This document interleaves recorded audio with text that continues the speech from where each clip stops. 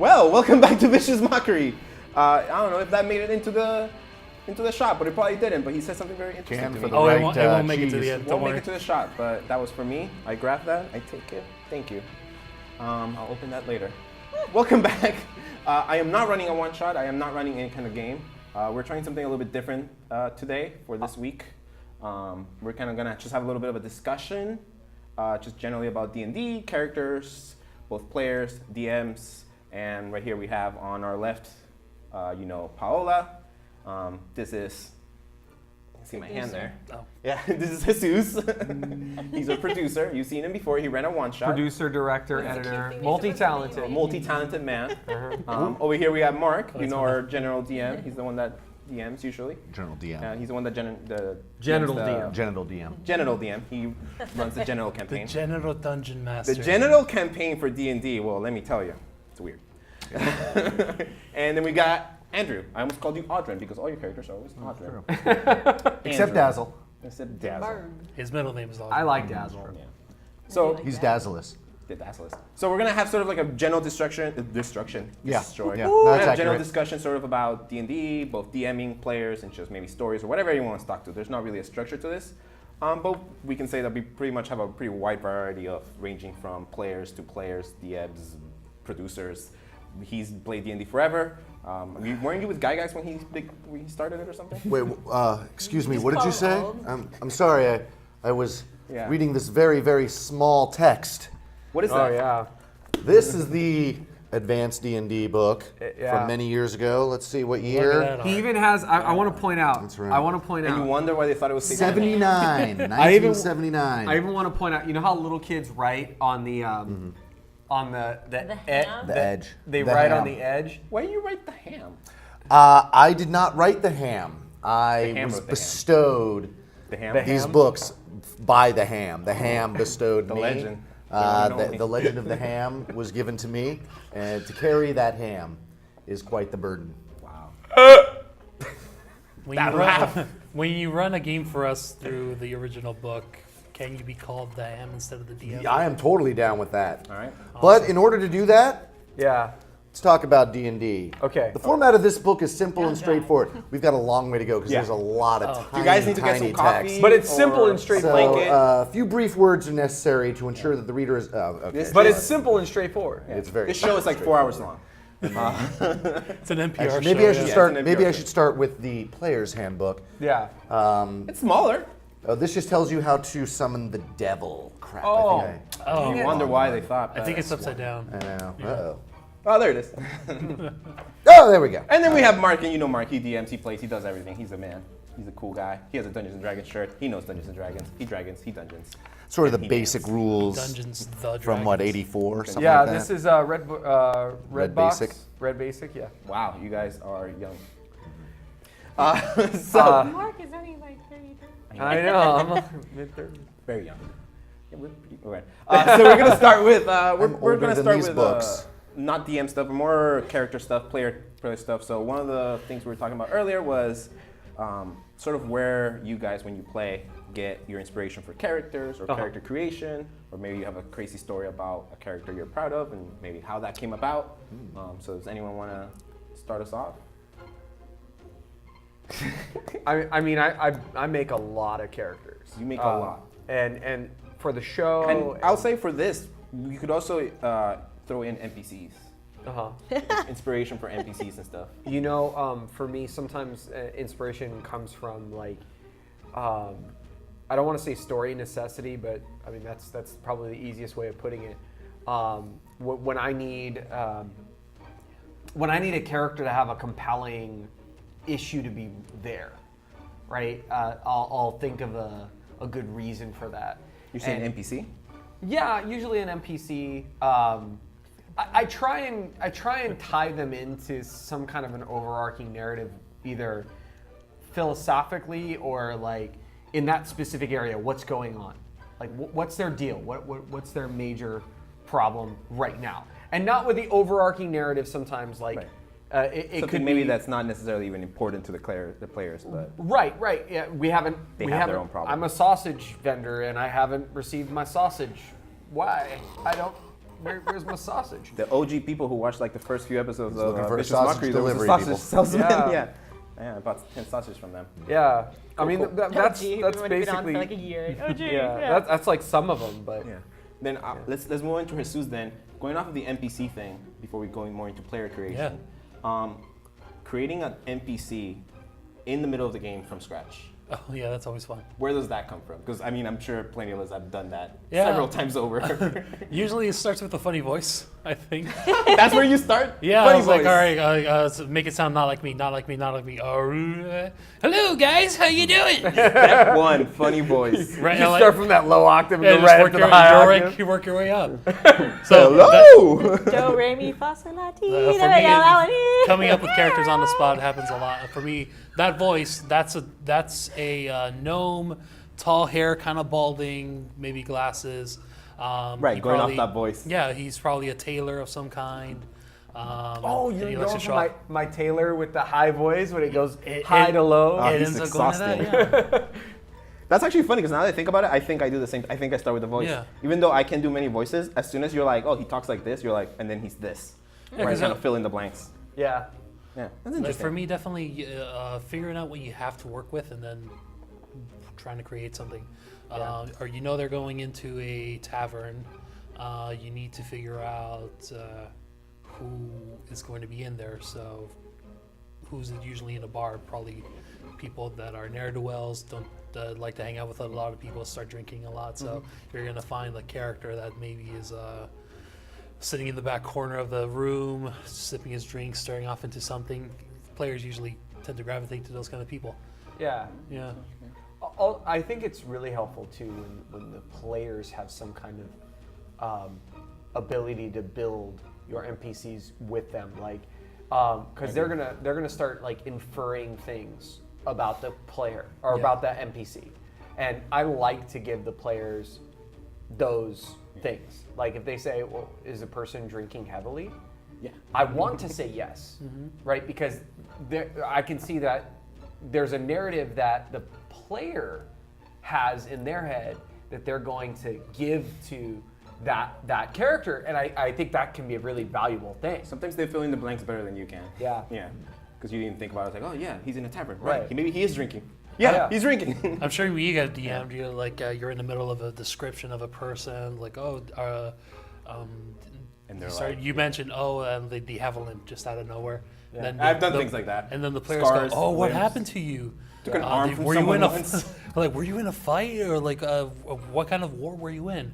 I was like, okay, Yeah. he just woke up on the wrong side of the bed, but in my head, but My legs asleep? actually, yeah, I was in the War of 18 something, and I got an arrow shot at my thigh, and now I just can't walk right anymore. Or something. And so you took arrow to the knee, and then you shifted. Yeah, because the thigh. something triggered in my mind. All right, arrow to the knee, Arrow joke. to the knee. But I don't want to. But I want to be original, so thigh. Yeah.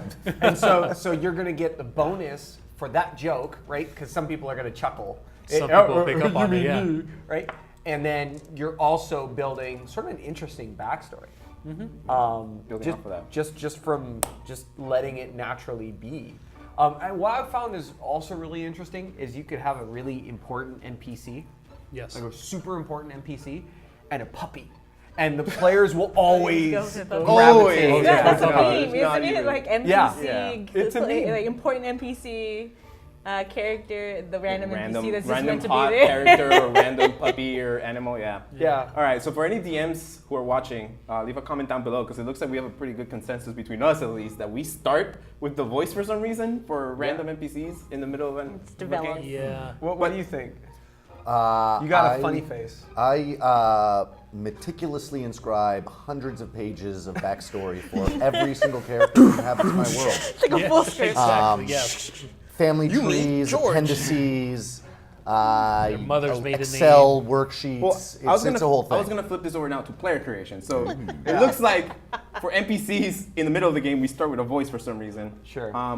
I doubt it. I mean, when I've created characters, I don't think I start with the voice. No. So maybe Paula, if you wanna, where do you start?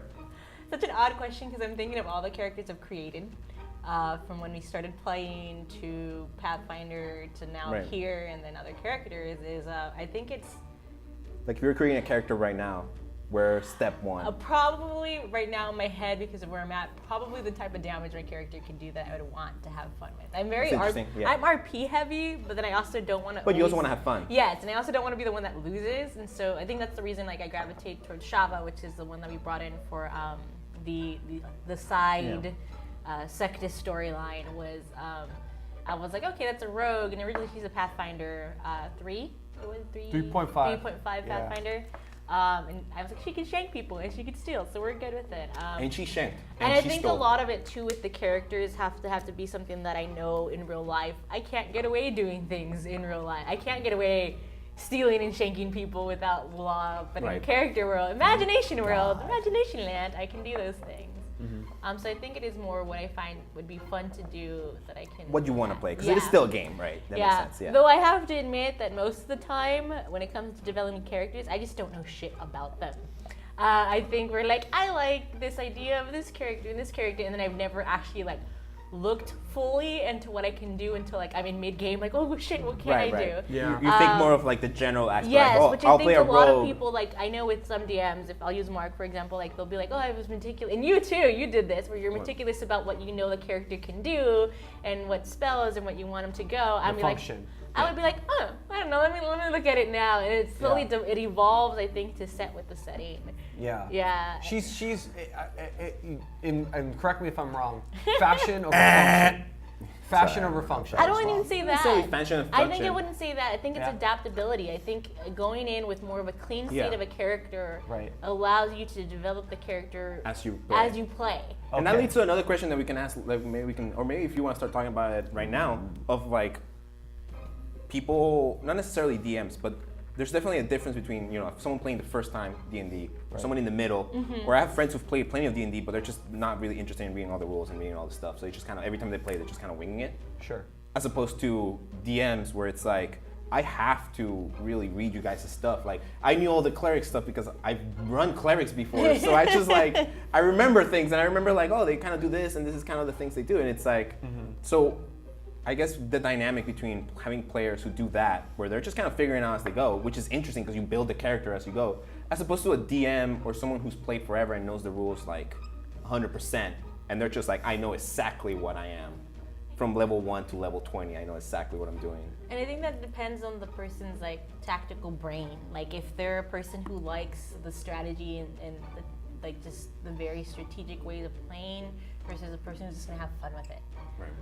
And I think that's just a mindset. I think my stuff was in like theater and art, and so a lot of my stuff is more improv based, and so I'm just gonna roll with it and fit the role and what actually comes along with it.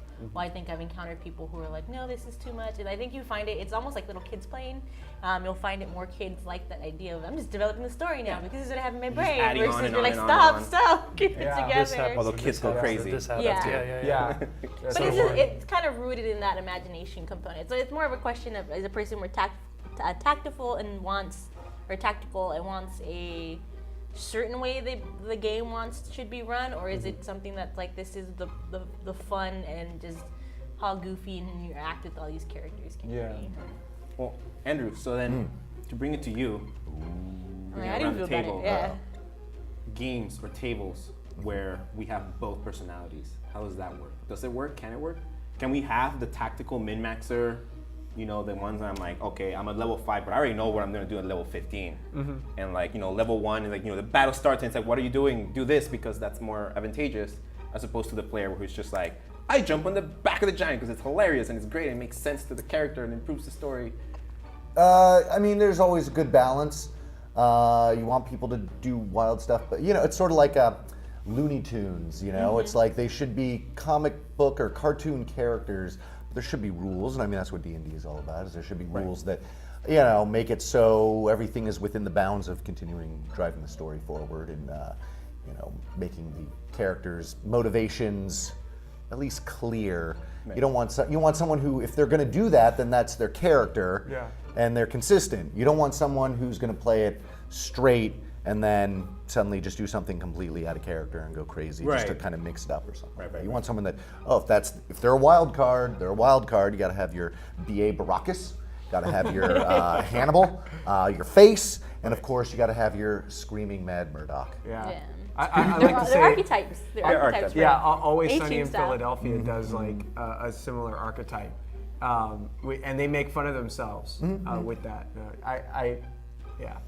Okay. Yeah, it should be a That's good definitely a rule with storytelling too, where you need to make sure you can do whatever the hell you want. You can make a story as crazy as you want, but for people to be able to follow it, some kind of logic has to be there. Right. It Right. has to be You have to be Makes able to sense, follow rules Yeah.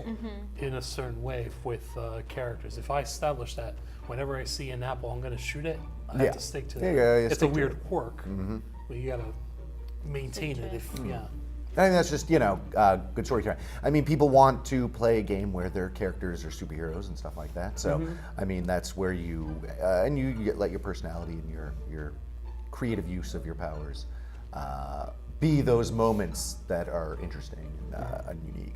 Like that, yeah, I'm glad you bring that up because a lot of the inspiration for my character stuff comes from a mix between movies and anime. Yeah. I like characters that very always are.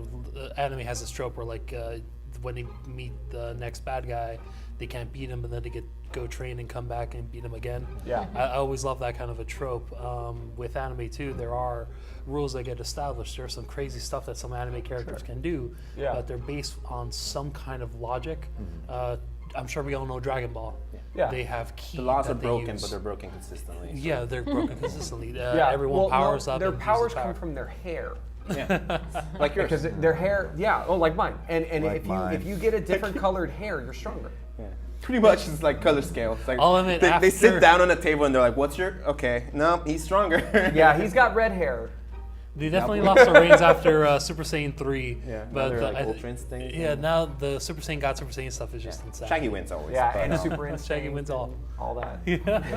But talking to the players, I want to ask this side of this table here. As player and DM, both sides of the story, sort of, how do you deal? Because I'm sure we've seen plenty of a group where there is that separate or that divide, or where there's the one player maybe who goes too crazy, Oh yeah. kind of ruins it for everyone else, or either meta games or just is like you're fucking who, and it's like, Every but good we're story trying has to like do this, and you're over here I've definitely fucking 3 dragons. Like, there's a disconnect. How do you guys as players? I think Because I feel like this. Let me just finish real I quick. have a I good don't think this example, and I'll feels. If you have an example, perfect. I don't think this generally just falls on the DM to deal with. I think the DM It's definitely the is players have controlling to the deal with table, it too. but the It- players can help out. So it as definitely players it and DMs. definitely falls on the players. It can't fall on the DM. I know you can have people that are super calculative. You can have people that are super creative. What matters is both types of players need to be able to, I guess, improv. Be able to say yes and. Right. To agree with, I like your idea. I think I can work with it. You might have your own plan for what your character's going to do, but now that somebody threw a wrench into it, you need to find a way to still try to achieve what you want to do, Right. but keep it within the lanes of the new path that's been Right. created. And, Yeah. and for a DM, I think what an important thing you can do is let your players be as extreme as they want, but you give them extreme results. Yeah. So Right, if yeah. they want to do something crazy, you go, all right, but there's, consequences. there's going to be I want consequences. to dive off of this 1,000-foot cliff. And that's either going okay? to, You're gonna take this much damage. Right, it's either going to encourage them to keep being crazy, or it's going to go, all right, I can't just make Yeah. dumb decisions to I shock like people. to I do gotta- the okay. you know. Well, explain to me how you want to do that because Yes. I'll let you do it and I'll make if you you do a can- roll, but I want you to really tell me like jump up 1,000-foot cliff. It's like, well, obviously you're gonna die. Yeah. Explain to me how you're doing that because there's got to be something you're doing to change that. Absolutely. But going back to what I was trying to get at is the How do players interact? right. with it? I'm trying to like single out 2 stereotypes. One is the wrench thrower. The like, oh, we're going this way. Fuck it. I'm gonna go kill that dragon or fuck that guy or do this or whatever. And then I wonder if you know which one I'm. and then the gonna metagamer. explain. The metagamer of like, oh, I know, okay, you want us to go this way, so yeah, let's just go this way. Or, oh, you want to do this, okay. It's like, he's playing the metagame, not really the game. So this is a story I like telling. I'm looking at Mark because this actually happened in one of the first games that he and I played for actual D&D. I think in D&D 3. That 3.5, level. yeah. Yeah, 3.5. And it Not Pathfinder. Yeah, it's not. Yeah. This was actually D&D. Mm-hmm. And so I think when it comes to that, I make it part of the story. I think it's similar to the DMs where like we give you a consequence, right? Right.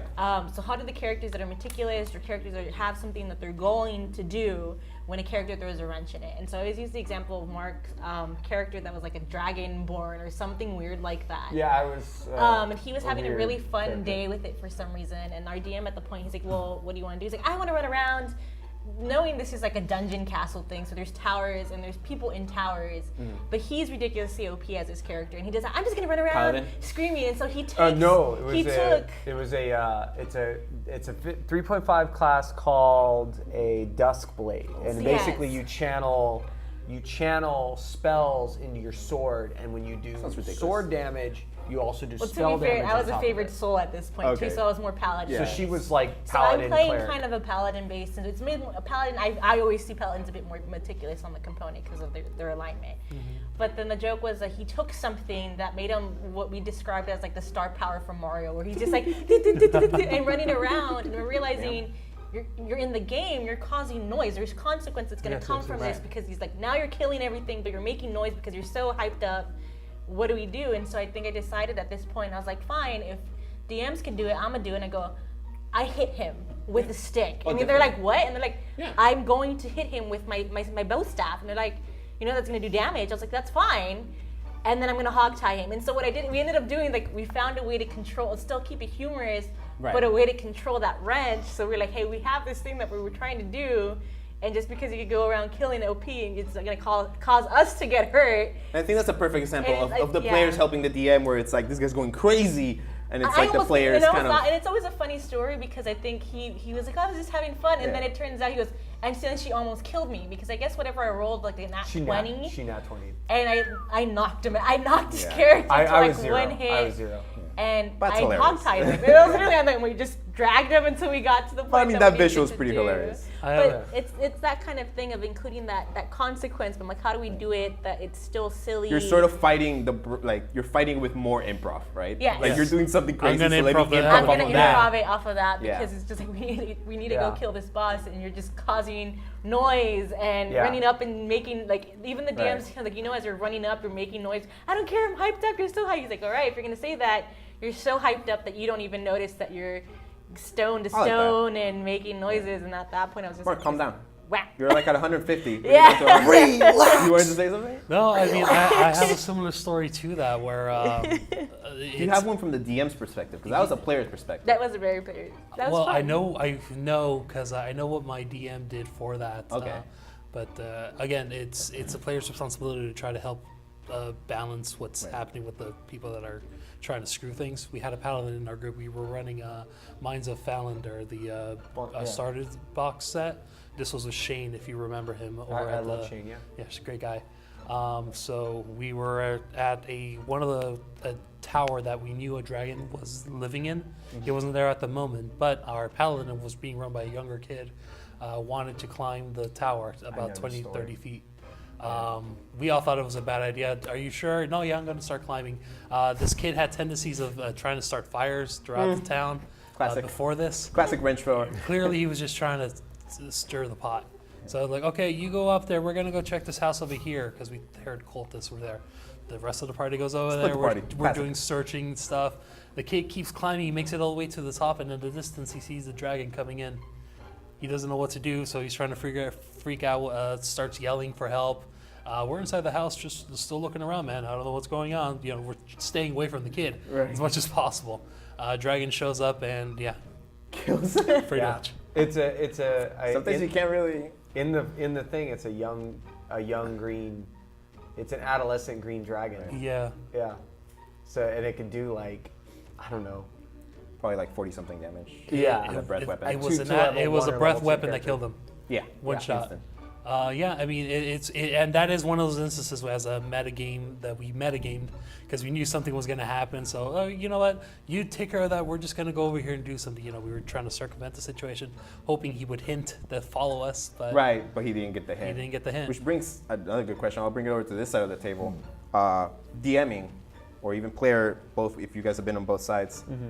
When the players don't get the hint, this happened to me yesterday, kind of. So I'll explain my story real quick of what happened yesterday, and you guys can pitch in. there's this creature. It's a homebrew world that I'm making, and this creature is a demon lord, and she deals with the minds of people. She's called the Prophet, and she deals with the minds of people. She influences, and she's out in the material plane right now. So she has a lot of control over people's minds, and they already know this, and they've been affected by this. So they go into this city that has city walls that's about to be attacked by demons, and they go in, and the guards just immediately start like thinking these guys are deep, because one of them is a tiefling with wings. It's like they start attacking them. So they just go up to the castle wall and say, stop. They just talk to them like, okay, well stop, why are you attacking us? And they just kept attacking, and then they kept trying to talk, and they're like, okay, well, stop, why are you attacking us? We're gonna help you guys. And then one paladin shows up, he does his emissary of peace thing, because he's a paladin of redemption. And he's like, okay, stop. But every time they said it, I was like, no roll. They're like, okay, do I roll perception? I'm like, no roll. There's no roll for it. We went 2 rounds of this until I finally had someone roll an intelligence check, and it's like, yeah, no, they're not listening. They're like, there's something actually wrong with them. It's like, you guys didn't get the hint for 2 rounds. Yeah. Like they just spent 2 rounds taking damage, and then they're like, oh yeah, that makes sense, that one guy, and then they left. Yeah. How, because that's one of the examples that I want to say personally as a DM, I don't think I dealt with it good enough. Because I went 2 rounds before I was like, okay, they're not getting the hint, and then I had someone do an intelligence check on it. You guys have any comments on that? How to deal with that? I mean, I guess one way, sometimes you got to give them Or even talking about his where, visual like, types known of hints. That wasn't a good idea. You know, you could have been like, their eyes are glazed over. Yeah. You don't know why. I mean, you can kind of do stuff like that just so it's like they get an idea of, that there's something that they should be looking into. I mean, one of the toughest things is how long you can go with players through like a castle or dungeon, and they just never look for a secret door. And at some point you're like, guys, you should be looking for secret doors. You should put something like, oh, strange markings are here, get something to slow them down a little bit.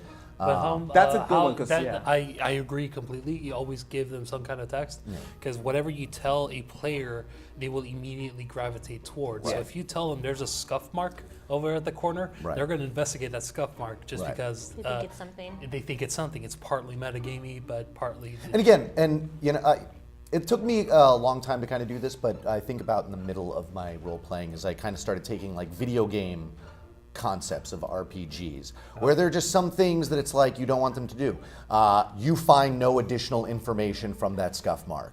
Yes. The end. Like, you could stare at it some more, but I'm going to metagame with you, or I'm going to just give you that, okay, the trap has been completely disabled. You do not have to sit there and keep putting toothpicks in it every round. It's just going to take another hour. Sometimes you just go, all right, it's done, keep moving, no additional information. Or somebody, an NPC comes over and says, please, I need you to come this way, and is insistent, and that, they're just going to repeat the same kind of thing.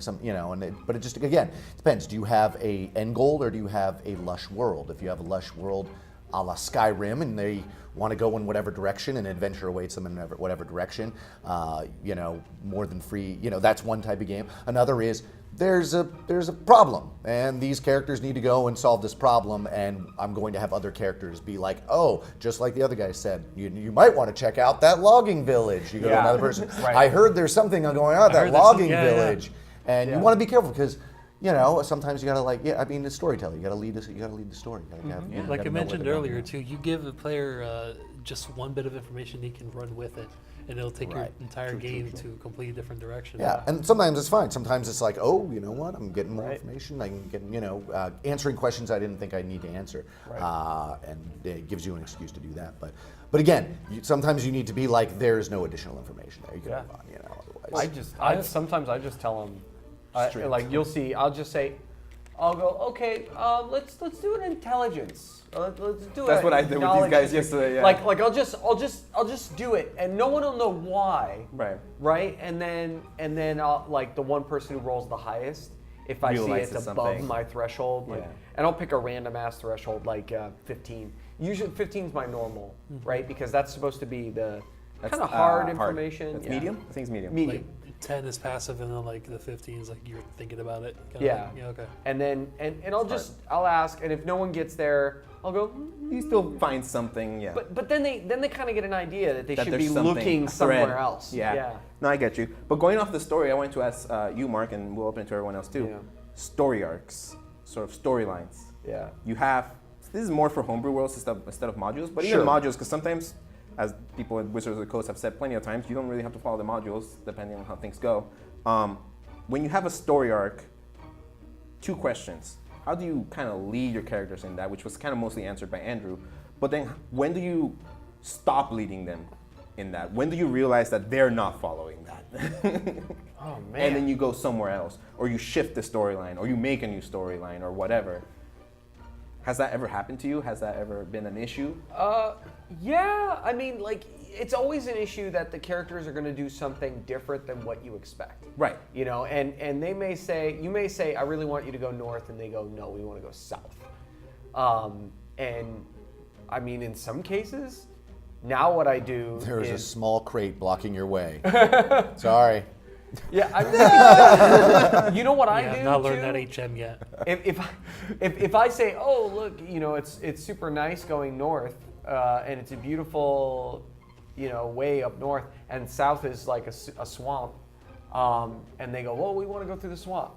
Well, just make everything that you already designed. Let's say you have nothing for the swamp designed. You're shifting. Yes. I would just literally shift everything I've already designed for the north, and then put it in the swamp. Yeah, I've definitely done that before. Yeah. And then Giving the players the illusion of choice, I think Right. is important. Yeah. yeah, illusion of choice. I think.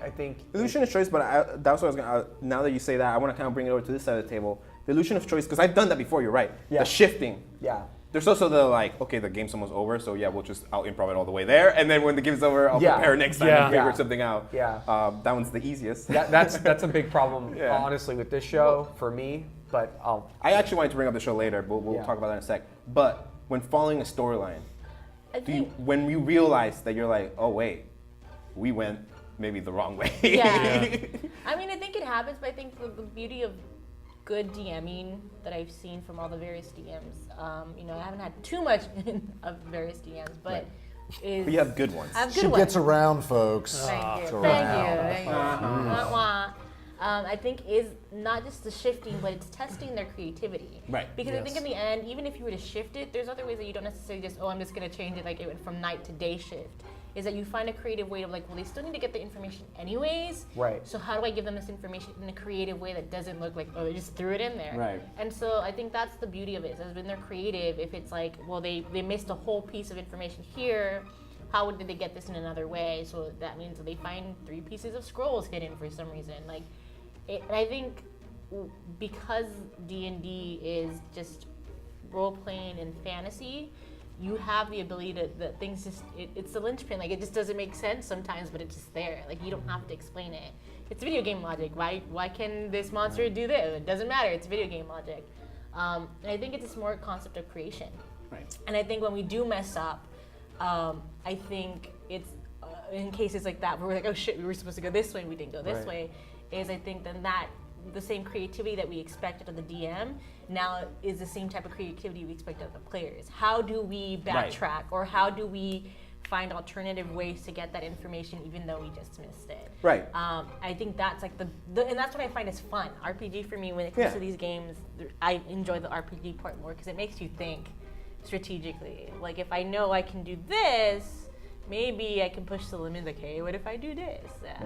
Finding a way around it within the rules. Yes. Yeah. Yeah, I want to bring it because you bring up a good point of the D&D always has that improv element, right? Especially on the DM, But it's not just but improv, the players it's as well. creativity, And 'cause I creativity and think- just coming up with things. And actually, I want to make an argument for a little bit of logic. Yes. Because a lot of the time, it's not really improv, or it is improv, but it's not necessarily, or maybe this is my own experience as a DM, if anyone else wants to chip in. Sometimes I just don't like, okay, well, let me be creative and it's like, what could happen? It's more of like, what would make sense Yeah, and that's for what it I to mean by happen? and that's what I mean by creativity, because I think creativity in itself, it's a perceived thing of what art is. I think a lot of people have always argued like the dot in the canvas. If I give it a big story, it's art, and that's like, oh, they're just being creative. If a person's like smashing things, and I mean, it's creative. That's not necessarily creativity in a way. Now, when Right. you have something that does have to follow a storyline, so that creativity is how fun can you make a logical piece to resolve the thing that we're doing. So you may become like, logically they have to go over the wall, and you've placed this item that will let them fly over, but they completely missed it. So how can I creatively get them to go there? Right. And that's what I mean by the creative. It's still based off of your logic. It's not just like, oh, it just happens, or just gonna fly over magically. You actually come up with a way to make that logical thing fun Right. and part of the world. And sometimes, and I want to open it up to maybe just like a little bit if anyone has any like stories or something of like impressive, either DMing or players or improv that you guys have seen. But going off of that, I think there's a point of like, yeah, the DM sometimes kind of closes their mind and it's like, oh, they have to cross this wall and they have to figure this out and this is my puzzle, and the players show up and they're like, oh, actually we're gonna do this. And it's up to the DM to not necessarily just be like, well, they gotta cross this wall. It's like, oh wait, that makes sense. Like that actually makes sense. They came up with something that I didn't think about and that makes a lot of sense. And it'd be kind of weird if suddenly it's like, you can't do that. Nope, sorry, the wall. So going through with that, and that's a lot of improv on the DM because if you didn't prepare. Right. But I do want to pick up a story. I have the campaign because it's the one that I'm running right now. Had a moment where literally the game before, the party decided we're gonna go from this town to that town. So I prepared a whole caravan thing. It was gonna be 3 days travel. It was gonna be go all the way over there. There was encounters, there was everything. Game shows up and they're like, okay, I'm gonna go look for the caravan. And another character, a tiefling, is like, well, I'm gonna go look for this cult. And I'm like, cult, oh shit. Yeah, I have a cult in this town, in the city. I like sort of have it like roughly planned out. Right. But I didn't think this was a thing that was gonna come up right now. So he goes to it. They end up making a deal and get teleported to this town. But they end up making a deal with a demon lord, and they pretty much signed their souls. It's like, it's pretty bad. Demons, you don't sign things with demons. It's Now pretty you bad. tell me. Right. This has affected the story on another level that I never expected. This was not supposed to be part of the story. And I just improv the hell out of it because I had nothing prepared other than the fact that I had a cult in this city. Right. But I want to bring it back to when player choice affects the story. Right? Yeah. Because I feel like a DM can come up with a good story, but I feel a great story is made when the players make that one decision where like 10 games in, everyone's like, why'd you do that? Like now we're in this whole thing and like, oh my God, it's completely different. And now like after the game was over, obviously I worked everything out that I needed to work out because I just bullshitted everything in there. Right. I had a moment like that when I ran the Minds game for my friends. They got to that same, when they were fighting the bugbears in the bugbear cave. There is, in the module, there is a part where there are 2 bugbears messing with a goblin. Yeah. And it doesn't say what happens after. So my thought was, okay, so everyone's just gonna get killed. They walk in there to take care of the bugbears, and then they ask the goblin its name. It's like, fuck. I think he called it Dawes. I forgot what the name was, but they gave him a name. Yeah. It's like, okay, thank you. All right, do you guys want to be? And they asked the goblin, do you want to be our friend? Yep. Yep, I've had that. That happens all the time. Natural 20, yes. And he joined the party. Storm King is done there. Mm-hmm. They had done an that for sure. orc. It was an orc. Went with them the entire campaign. I would say almost every game I've ever played, our group took some other monster along with us for the ride at some point. That all the goblin time. stayed with that party from level 2 all the way to level 6, and took a few final kills. Yeah. He killed the dragon. Wow. He killed the dragon. What an amazing story for a goblin to Yeah. kill a dragon, Yeah, right? like, In one of our campaigns, we recruited a goblin. It was like a younger goblin. We trained him to be a samurai, and then we gave him a house. We just give him a house. That's amazing. We gave him a house, and we told him that it was his life duty to protect that house. And so he went and recruited other goblins and created like his own little goblin force of samurais. That's what happened to Grog. Yeah, basically. Yeah. Yeah. They had an orc who We had an ended orc up that at the end of the story. Once we did everything, we did like epilogues. Yeah. He ended up going back to his land. Yeah, basically being king because he was He's like the super king of the fancy orcs at that point. Because he was like level 10 fighter at that point. Because I had to make a character sheet for him because he was part of the party. He was part of the party. And I would always forget to roll initiative for him every time. I think And that's again, always not- the fun part about it. I was gonna say, and again, not every NPC needs to be an antagonist. No. That's another way if you really want, your characters to stay on task and stuff like that. And sometimes- it always helps. Have some NPCs join the party and be like, "Hey guys, we need to go here. Let's And do sometimes this." the players can decide what NPC is important, right? Right, sure. I and think the that's classic one you story use. of I think Matt Mercer said it once. One of the most loved NPCs of Critical Role is Gilmore, Yes. the guy in the store. He's mentioned several times before that he was not meant to be anything important. He was supposed to just be like a store guy. But they fucking really loved his accent and like the way he was, so he's just like, oh shit. And he became like, at one point, he was holding a shield over the city that was getting attacked by dragons. He became like a super important NPC.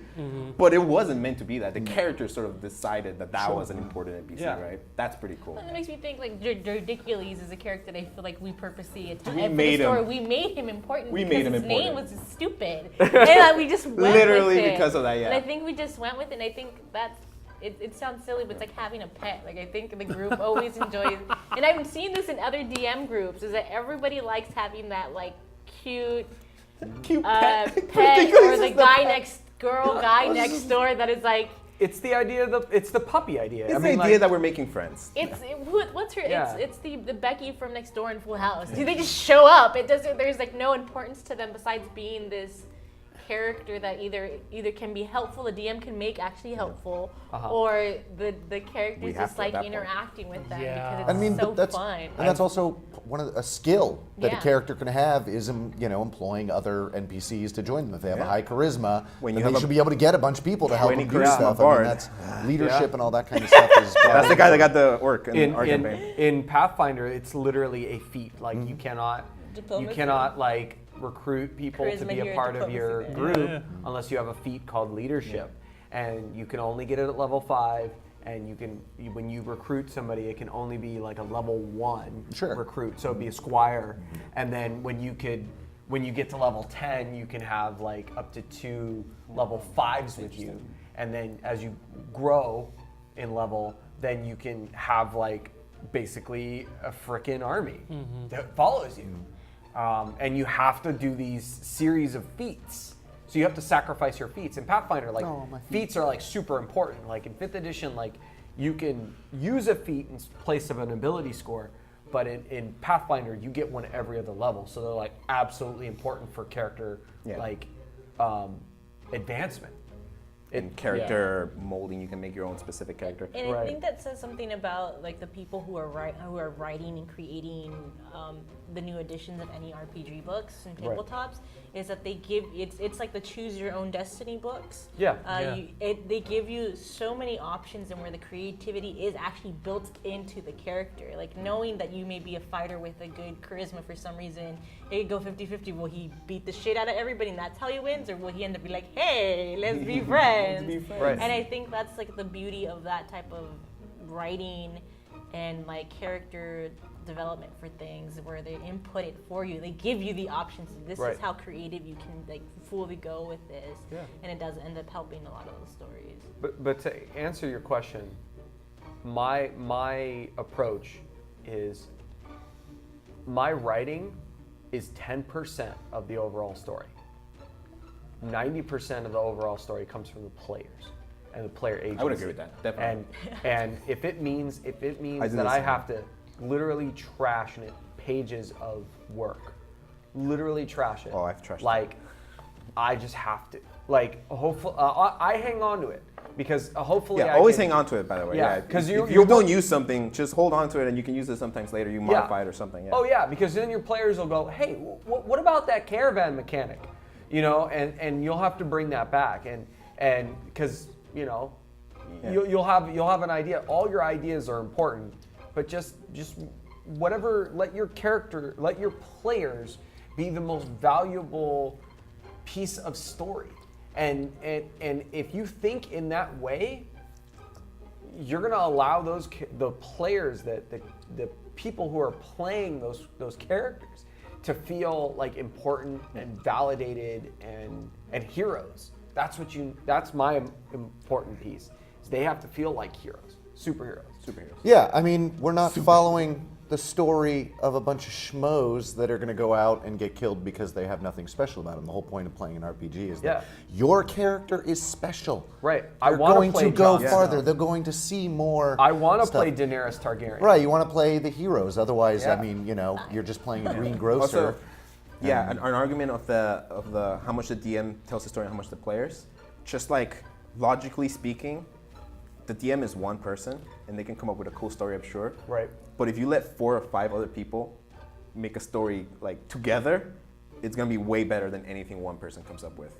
And I feel like, as players and as DMs, we've all seen that moment where it's like the DM had something, but then suddenly the players elevate it, right? Absolutely. They do something where you're like, I never thought of that.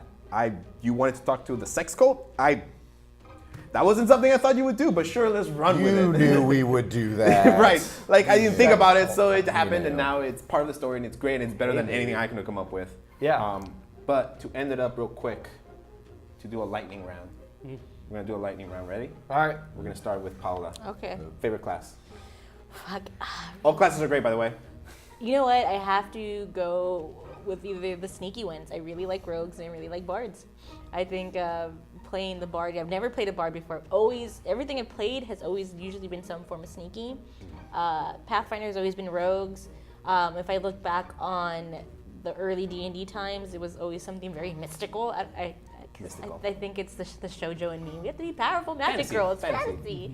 Yeah. Favorite class? I'll go with Paladin for now. OP. Yeah. OP. I love smacking something and then lightning shocking them with, yeah. You like being a big mound of metal. Oh, And it's just death. yeah. I just- Divine death. Favorite class? I don't. There's too many classes now. It used to be I there think was like like 5 three. classes. It's mostly there are just Well, if you classes. have an old one, what's your like OG then? Yeah. I mean, I used to just stick with like a fighter or a fighter mate. I mean, all my characters, no matter where I start, are Human being. super boring when it comes to my stuff. In the same way as like I just have the same character no matter where he starts. They end up kind of gravitating towards this fighter mage. This Fighter dodgy fighter mage is pretty much what every character I ever good point. make will end up kind of going towards. Because I have I have that character in my head, and I've always Hey. had it in my head. Then you can play it. And all the other things sort of like, there's more classes that I'm just like, I have no interest in playing that ever. Yeah. And if I get a wizard, he's going to have a sword at some point. If I get a ranger, he's going to be shooting magic at some point. do If that I have a pressure fighter, game. he's going to switch around. Favorite class? Okay, so I play a lot of paladins and, You too. and clerics, but It's not his favorite class. if I were to pick my favorite class of all time, bard. Bard. Period. Can Not I, rogue. Bard. Bard. Can my I say that if there's any class in D&D that can change the game, Bards. the entire story of the game, and really fuck with the DM is Bard. Yeah. I haven't had so many bards mess with all my shit that I prepared. Yeah. Freaking bards every You time. can DM the DM, and that's why I want to be a bard. A good bard can make Yeah. or break a story. Oh yeah. Definitely. Good pick. Creative. Yeah. Yeah. Oof, bards. That charisma. Yeah. My favorite class is, you stole it, it's Rogue. Rogues Rogue for is a good life. one. I'm a fan of rogues, but if I had to pick a spell class, there's definitely clerics. And I think warlocks are not given enough of a chance. Warlocks are great. Warlocks, Man, I like man, druids there- if you had to do a magic class. There's a couple Druids are pretty warlocks. intense, yeah. There's a couple warlocks, like literally Eldritch Blast warlocks. You don't even have to try. warlocks, the tricky You got part a is that sniper you rifle in your finger. really have to that one maybe is like, if I had to like put classes into like different levels of experience, warlock I feel like is one that like, you maybe want a little bit more experience because you kind of got to think it out a little bit. They are kind of hard to make. Yeah. Yeah. Like, good. Warlocks, like if you like Warlocks in 5th edition, you love Pathfinder. Because you have to like, I'm really gonna think pick it through. this ritual and then Yeah. this thing, and I'm gonna pick this invocation. Okay, and then that's gonna make my Eldritch, and then, all right, Eldritch Blast. I don't have to do anything else. Eldritch Blast now, Eldritch Blast. Like that's the way I see them. They're very like technical. Yes. Yeah. Rogues for life. I think we have a consensus. We ignore the paladins. Oh, okay. Rogues are the best class. Bards change the game. He just wants to be a fighter mage, which there is no class for. I guess like a paladin. Dodgy fighter Or you mage. do Eldritch Eldritch Knight. Eldritch Knight. No, Eldritch more like Knight. a There's sort of fighter. more of like a Cleric, ranger. cleric. Usually Ranger, I've seen rangers you do at a different certain things. point, you get Maybe a the OP ranger. cleric. You get some You got your divination. range, you got your sword, and you got a little bit of magic, and, But and you're dodgy. healing, I like yeah. that. You get some healing. But Yeah. if you played a lot of D&D and you're looking to really spice things up, I dare you to make a good warlock, because that shit is not easy, but Yeah. it's a lot of fun. I need to think. show you Ronald, yeah. But yeah. Yeah, I think we'll end it there. I think that was a good talk, guys. Well done. Yay! Good fun stuff. And if you have any other questions, post them on the Yeah. video. Yeah. I'll try and look at the comments in this video for sure if you guys have any extra questions or anything. Yeah. And we're not experts. But That was just our own we tried. experience. We We tried. have access to D&D Beyond though, so We're pretty we're close. pretty close. We're like right there. yeah. But yeah, feel free to like drop some questions down there, and in the near future we will do a mailbag. So just drop us as many questions as you want, and we will try to answer them all. Yeah. And I think the main takeaway from this is just have fun playing D&D, guys.